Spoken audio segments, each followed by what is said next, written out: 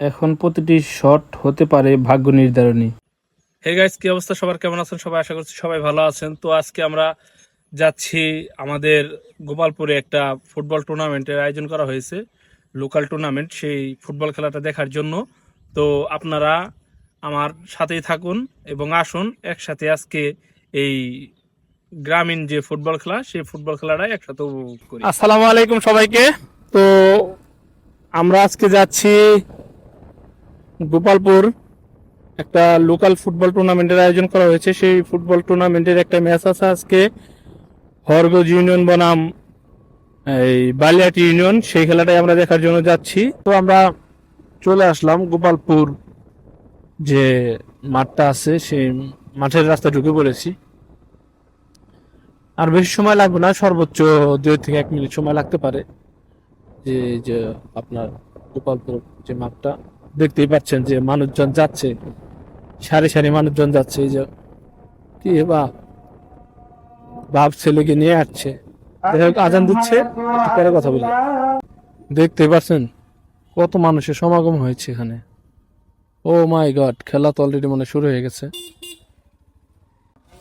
ওই ভাই দিয়ে একটু চাপেন দি, বড় ভাই দিয়ে একটু।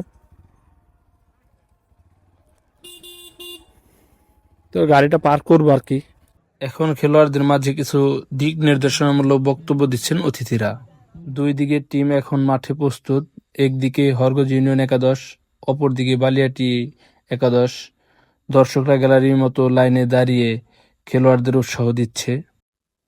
খেলা শুরু হলো, দুই দলের খেলোয়াড়রা সমান তালে লড়ছে। দেখুন কি দারুণ পাসিং আর দৌড়। খেলা গোলশূন্য ড্র হওয়ায় খেলা যেয়ে পৌঁছায় টাইব্রেকারে।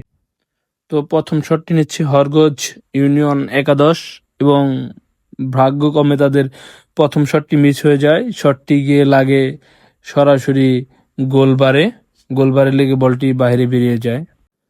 এখন প্রতিটি শটই হতে পারে ভাগ্য নির্ধারণী।